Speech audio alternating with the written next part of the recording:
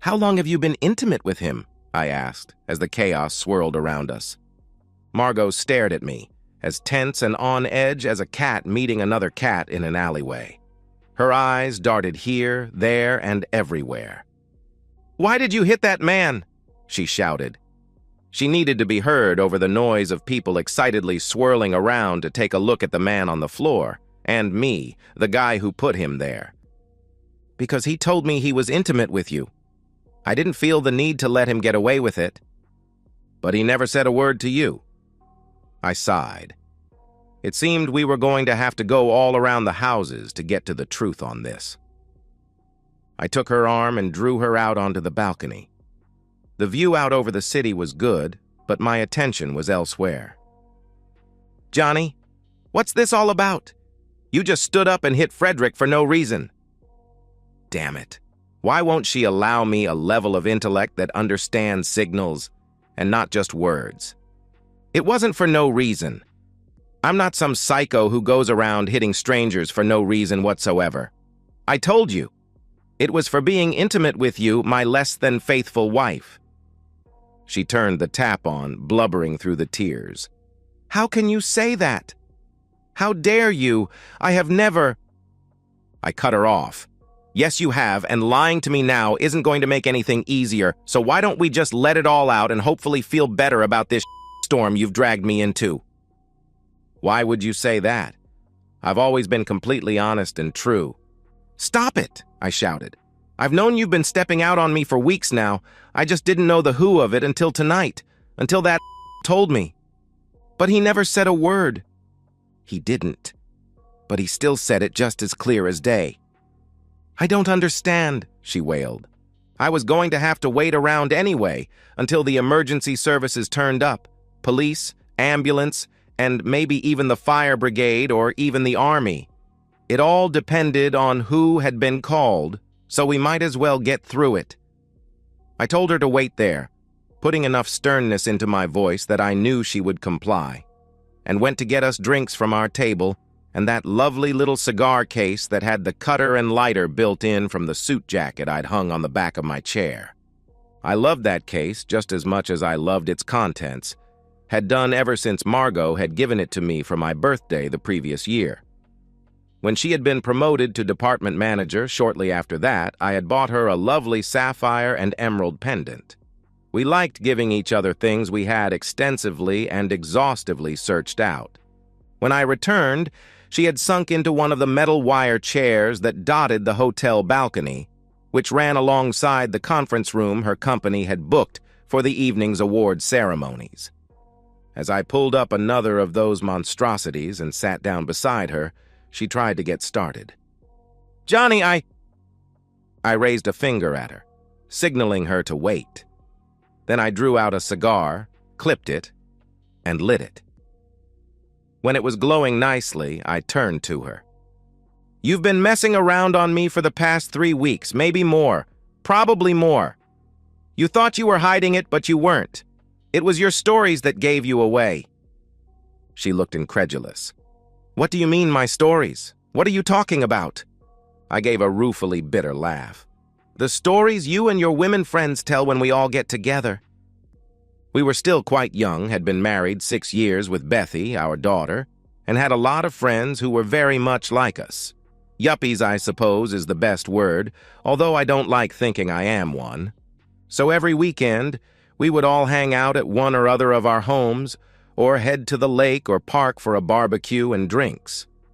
And in the natural course of things that always seems to happen at these get-togethers, the men would slowly congregate together in one group and the women in another, and each would regale the others in the group with stories about their partners.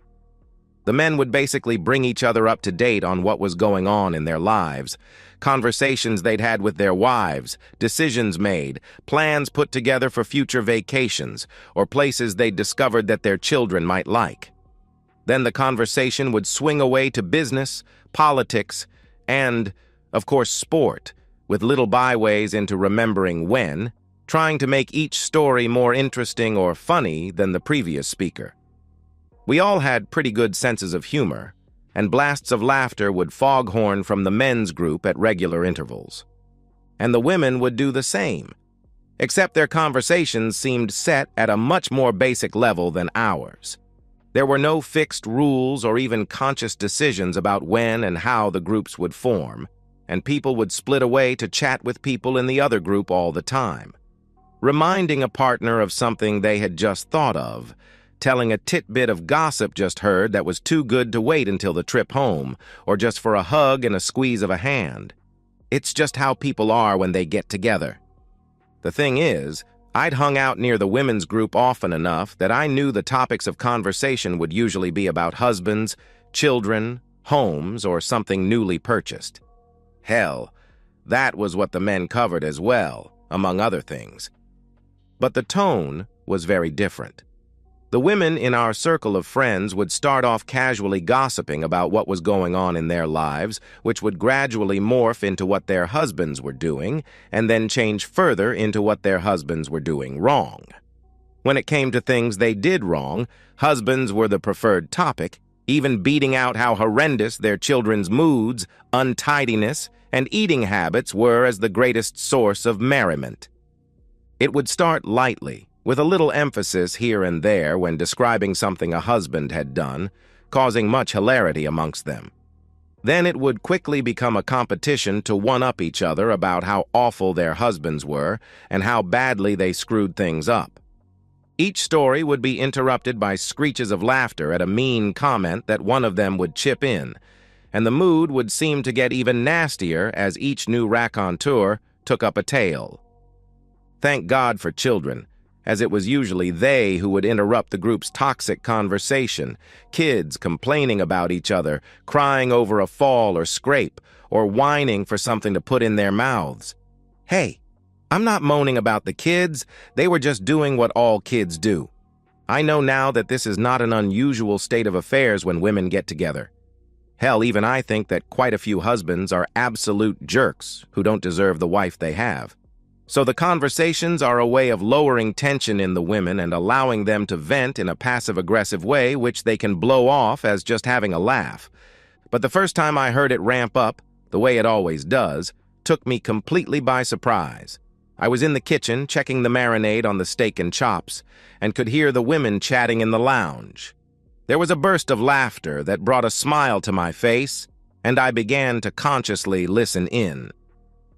May was having a go at Dom, who, according to her, always tries to score some three-pointer by throwing his socks at the laundry basket from his side of the bed. He even tries to do trick shots by making them spin in the air. Idiot stuff like that. Like there's some crowd watching and cheering him on. Hey, at least he tries for the basket, moaned Annie. Greg just drops them on the floor, as if the act of taking them off makes them non-existent. They exist when I have to pick them up to do the laundry, that's for sure. I don't even mind that, interrupted Freddie. What I object to is the skid marks, and the fact that Vern always manages to turn his boxers inside out when he takes them off, and I have to turn them right side out again to wash. I don't even want to look at that, and I still have to turn them right side out. With my hands. Can you believe it? I couldn't help having a silent snigger at the hapless Vern and his careless toilet habits. He always tried to come across as the macho man, and now, Georgina chipped in.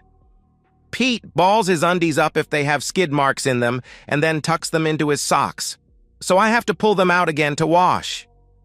They are the undies with minions on them? Asked Reggie. Oh, now he has more. New ones with the Avengers on, Georgina came back. Iron Man? Sniggered Freddie. Actually, I think it's a male version of Elastigirl, Georgina said, straight-faced. The laughter from the whole group was almost deafening. Wow, she just dumped Pete into the garbage disposal of female opinion with that remark, and they just got worse and worse as the conversation went on. Everything from Pete's apparently limp noodle to Stan's flirting with women and Dom's fat belly, which by all accounts needed a corset, or even more appropriately, a bustier, were torn apart for their amusement. Every husband with a wife in the group took more than one tank buster during that conversation, and I didn't think Dom was much overweight at all. It actually shocked me. I thought these women were happy to be married to their men. Yet here they were in some sort of unacknowledged competition to make their husbands the very worst man in their whole circle of friends. Sure, there was lots of laughter going on, but it seemed at the very least to be disloyal, and at worst, outright sneering derision. How could they stand going home with their spouse thinking the way they did, even if they didn't mean it? Damn, at a minimum, it was cruel. There was no respect apparent. Luckily for me, Margot didn't take part in these discussions. She would dip into it when passing by, but would wave and smile when encouraged to sit in with them. Until 3 weeks ago. We were at Klaus and Ingrid's house, and as I was passing the lounge window, I saw Margot sitting in the group, wine in hand and laughing hard, both puzzled and curious. I entered the house and remained out of sight. There was the normal complaining about the husband's habits and nasty desires, each in turn having to outdo the previous offerings. Then I heard Margot chip in. "Oh, God, I know all about that. The noises that Johnny makes when he flosses his teeth." I heard her make noises as if she was throwing up, sneezing, humming the theme from Frozen, and gargling all at the same time. I felt my face grow heated. "I think that's the noise Vern made when we made love last night," giggled Freddie. "The last true romantic." "Not a chance," laughed Margot. "My husband is way more romantic. When Johnny finishes, it sounds like a vet just stuck his arm up inside a cow without any warning." She giggled loudly. "No smooth talk or dinner, just womb," chortled Annie. "Not even a flower in sight," Margot finished. There was a delighted howl of laughter. I moved on. I didn't want to listen to any more of that. If there's one person who knows how I sound when I finish, it's me. There wasn't a single note of truth in what she just said. When I come, I don't yell or bray or anything the women had come up with. I let out a series of long, low sighs, as if experiencing an expected pain, like when a doctor carries out an extended check on your sprained knee and it hurts, although you're braced for it. I didn't want to cause a fight in front of our friends, so I stayed cool but not unresponsive for the rest of the day. We got home after a day of wine and sun, and after putting 3-year-old Bethy to bed, just hit the sack and went straight to sleep. But that sound kept echoing in my mind, and it promised to hang about unless I worked it all out. The next day was Monday, so I called Henning Moritz in HR and invited him to lunch on my expense account. Henning was German by birth and was unfortunately true to the largely false caricature of the lack of humor of his nation, but he was very intelligent and, more importantly, had studied psychology at university before going on to major in personnel management. "Ah, I understand. You call on the German about such an emotional wound because you know we are such an emotional people," he said, his voice overly accented after I explained what I had heard. I stared at him blankly. "Yeah, that was a joke," he said after a moment of silence in his normal voice. "Sorry," I said. "I'm used to it. So what do you want me to advise you about?" "I want to ask why women would do that. Why would my wife do that and lie about me?" He chewed his lip and perused the lunch menu. "You know I subscribe to the philosophy of sexual economics." I did. He had explained the theory one evening at a boring work conference. "So in my view, she is joining this group to denigrate husbands for one of 3 reasons. Which one I can't tell without interviewing her, which I presume you don't want me to do." I shook my head. I didn't need her telling the witches' circle about that as well. I would drop to the very bottom of the league table of husbands if she related that.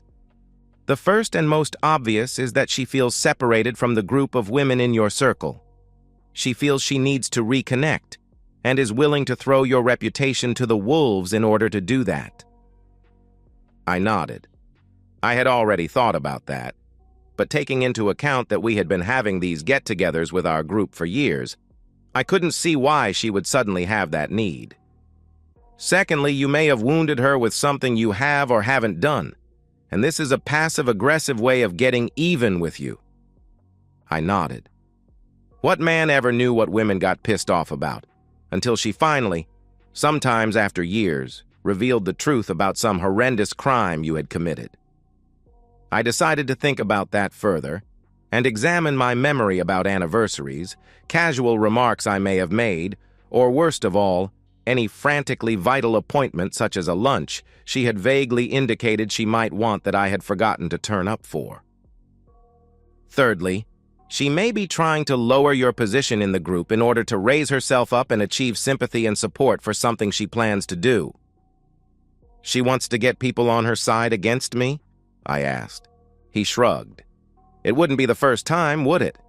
It happens within families all the time, especially between siblings. You know, that is also part of the sexual economic theory, the advancing of oneself at the expense of the other in order to gain resources or genetic material, depending on the sex of the protagonist of this action. In fact, he waffled on and on as we ate, and I remembered all too clearly why I didn't have lunch with him very often, but he had given me plenty to think about. "Who's hosting the get-together this weekend?" I asked later in the week, carefully casual. I couldn't bear the fallout if she knew my thoughts. I loved her and didn't want to face a month or more of silent accusation if she thought I was falsely accusing her of something. "Annie and Greg," she said. "That'll be nice. You seem to enjoy getting together with the girls." "I do. They're a nice bunch," she agreed. "You seem closer than you have been for a while." "Yes. I don't know why it's taken me so long to relax into their company." I thought about that. Could it be because they seem to be awful human beings, with no loyalty, respect, or high opinion for anyone? How could anyone relax in their company? After my wake-up call about the girls, I had taken to listening to their group conversations, and if one of them was absent, they would be ripped to pieces by the rest like a wounded and bleeding fish in the center of a shiver of sharks in a feeding frenzy. Henning had explained that as well. "Women do gossip more than men, and as they mostly eschew violence, this is one of the main weapons in their arsenal. Men are hunters by nature, while women are gatherers. Nuts, seeds, and berries are good, but nowhere near as rich in nutrition as meat. So they are programmed to want the resources that men are traditionally better at bringing home. In return, they can offer intimacy and exclusivity, something that usually has no value when offered by men. A woman has to advertise herself to men, hence the makeup and clothes and all that, in order to compete with other attractive women. The other way to compete is through gossip, which is basically talking about another woman and the value of her sexual ability or exclusivity while raising those values in herself at the same time. So, a woman hinting that another woman is a genetic weapon. Of course. Why don't they just come out and accuse each other of being that? I asked. 1. Because that would devalue the denigration. It's a potent weapon and has to be used sparingly. And 2, because first-hand knowledge would place her squarely alongside the in order to gain the knowledge, and that would lower the value of her own promise of exclusivity, and lowering that even a little could cause her a lot of damage in the genetic stakes. So gossiping is the answer? Geez, that's messed up. It's the way our monkey brains have been programmed, he said with a smile. But if they know they are all calling each other even just to each other, why don't they call each other out on it? Studies have shown that most women believe that their friends would defend them against such talk. Almost every woman interviewed maintained that she would defend her friends and firmly believed she did not spread any such gossip onwards. And yet, if that was true, there would be no gossip a go around, so I wouldn't take that denial at face value. He paused to think. Economically, perhaps it's to maintain the price of being exclusive. If a woman does sleep around, it increases the flow of intimacy into the market, which, like any other commodity, lowers the price. If they all did it, then the cost to a man of having intimacy would be almost nothing. He wouldn't have to spend much in the way of resources to get laid. However, if the value of that woman's sexual ability is lowered and the promise of exclusivity is questioned, then that maintains the price for those women who are regarded as virtuous and yet good in bed for one man. He took a drink. Good wine. I muttered something, wishing I'd never asked him about all this. To be seen as purely a provider of resources to a woman in order to get intimacy and the promise of faithfulness seemed just so sad. It was the conjunction of those two thoughts that brought up another. Margot had explicitly promised me that she would be faithful to me when we married, and implicitly promised to have intimacy with me at the same time. Was I getting neither? I certainly wasn't getting as much intimacy as I was promised, that was for sure. Once a week, maybe. It was once a month more often than I would like to remember. And if that new little nagging voice in the back of my head was right, then I wasn't getting any exclusivity either. In fact, it was more likely that someone else was getting that. So I watched. I wasn't going to fly off the handle. I had no idea if I was right. And if I wasn't, then bringing it up might actually cause something to happen out of anger, more than diffuse the situation. I loved my wife, but I wasn't blind to the fact that sometimes she was more than happy to cut off her nose to spite her face. So for almost 4 weeks I observed her. I didn't see much that was interesting apart from the fact that she was getting her girls on side each weekend with more and more cutting remarks. Then came the awards evening. I looked over all her fellow workers, wondering if there was a sexual aspect seething unseen beneath the surface. Logically, it was the right place to look. She went to work at 8 in the morning, got home at 6. She didn't travel, and there were no girls' nights except on her birthday, when she and a bunch of her girlfriends would head off to a show and a dinner at a fine restaurant. They would stay overnight in shared rooms, but by checking over her Facebook page and looking at the timestamps on all the pics stored in her phone, any lover would have to rush in, be intimate with her, and be cleaned up and gone within 10 minutes. So it wasn't impossible, but it wasn't likely. So where were the men that may have come into her life and inside her? At work? Where else? For some reason, perhaps because I was looking for a cheating so intently, or maybe because of the stupid Zapata mustache that he wore that was 50 years out of date, I picked up on him straight away. Glad-handing and joking with people, he worked his way towards our table. When he reached us, he greeted other people before saying hi to Margot. Their eyes locked and they gave each other a slight smile. Then he smiled at me, and the corner of his mouth crept up just slightly into a sneer.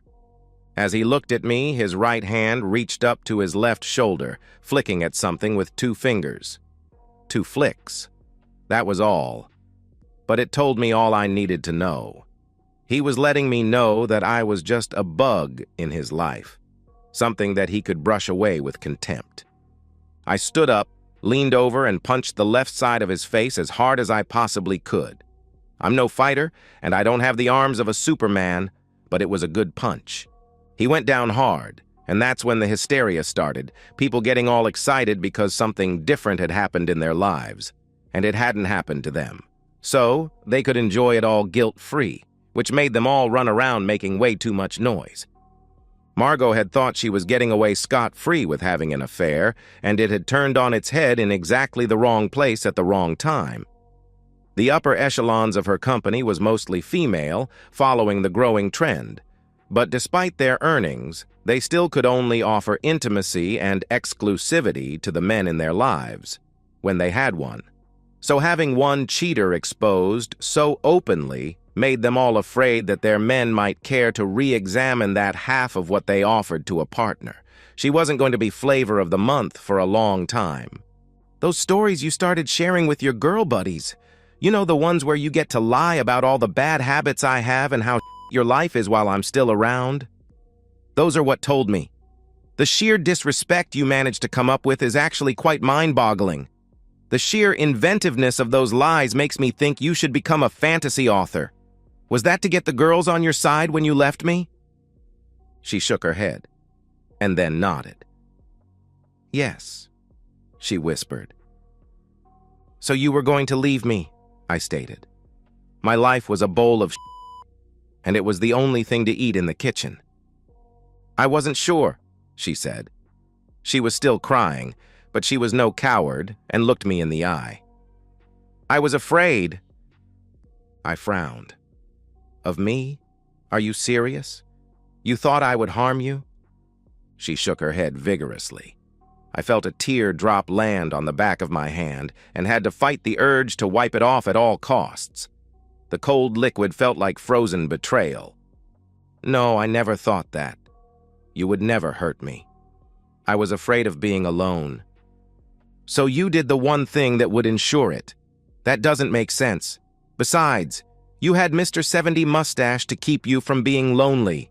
You were preparing yourself to transit from me to him in real comfort. She dabbed at her eyes with a tissue. No, it wasn't like that. I knew he wasn't a keeper after the first time. It took a long time before I could commit to that first time, and afterward, well, the deed had been done.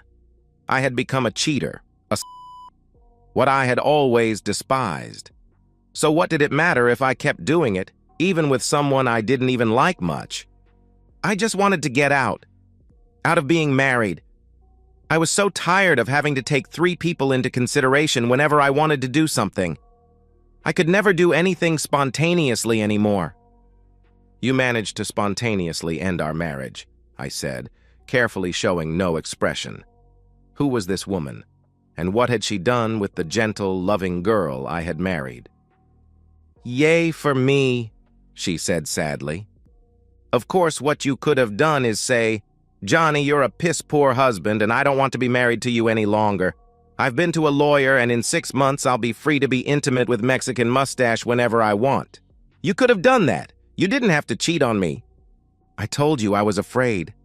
I wanted to get out, but I was afraid of being alone. Well done, Margot. You don't want me and you don't want him. So you just signed up for immersion therapy. Now you can get over your fears by living it. It will be expensive, but worth it, I suppose. You earn more than me, and you know I'll look after Bethy way better than you anyway. So your spousal support and child payments won't be cheap, but hey, at least you get what you want. She pressed her lips together and nodded. And so our marriage ended on that note, while the little voices in my head were shouting that they had to know more. More details. More about who and why and how, when and how many times, and was his Johnson that much bigger? In the end, the voices simply chorused that the woman had cheated. There should at least be more punishment. I had an idea. One demand I will make. You go to our friends and you tell them that everything you said about me was bullshit and you were lying to make yourself some sort of martyr when you moved out, okay? I can do that, she sighed. You lied about me, and the sheer scale of the disrespect was eye-watering. Yes, it was. I'm so sorry about that. I felt trapped in a situation I had caused and couldn't see a clear way out. You heard it all? I nodded grimly. She put her hand on mine for a moment. I am sorry about that. You didn't deserve it, and I did make it all up. You were a good husband. Just not for me. I sighed. Everything was happening so quickly. I didn't have any control at all. I was in a speeding car with no brakes, and the steering wheel had come off in my hands. I had no experience of how to handle this. It's not every day that you go to a party married and still be at that party when you're suddenly single with a little girl to care for on your own. Not many how-to books cover that topic. You know those are going to slag you off every which way for years to come. I know. I guess I deserve it. You were right. I should have divorced you first. You thought of where you're going to go? I asked. I was going to find somewhere soon, but... Her hands waved loosely at the hubbub that was still going on inside. I guessed that she would be facing some very tough questions from senior management. I wondered if she'd still be employed. I guess it depended on what level of position Monsieur Mustache Bandit held. Jesus, Margot, how did you let it all get to this? What happened to the girl I married? She was smart and knew exactly what she wanted, as well as being beautiful and kind, loyal and in love with me. Where did she go? She actually thought about that for a while. I guess she became a manager and took that to heart to replace the things she was throwing away. Margot, I love you, loved you, but I don't want to be in your company anymore. I'm going to wait outside and see if the police turn up. If they take me in, please bail me out in the morning. You owe me that much. Okay, Johnny.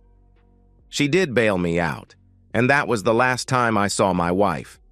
When I did see her, the divorce was final. She was no longer my wife. She was someone else's problem now. I had a wife. I had had a woman I loved with all my heart. A woman I had promised myself to and looked forward to growing old with. She had discovered she didn't love me anymore and cheated so that she didn't have to face me until the very end. That's how I saw it. She did the crime and I paid for it. I faced loneliness and heartbreak, the gradual recovery from that and the more than hesitant search for someone to take her place, mistrusting all women from here on. It wasn't going to be easy, especially with a demanding 3-year-old golden-haired enchantress to take care of. Margot had damaged me badly, but I wasn't down and out for the count. I thought about Henning and his sexual economics. I wondered whether being known as a cheating woman would lower her price over much. After all, any guy would have to wonder about her offer of good intimacy and exclusivity, as long as they knew about it. And they would. I'd very quietly make sure of that. And so, we've reached the end of today's story. Was it what you expected, or did it take a twist you didn't see coming? I'm curious to hear your thoughts. Share them in the comments below, and let's get a conversation going. If this story kept you hooked, make sure to hit that like button. And if you're new here or just haven't subscribed yet, now's the perfect time to join our community. I bring you fresh, captivating stories every day, so click that subscribe button and turn on notifications so you never miss out. Thanks for watching, and I'll see you in the next one.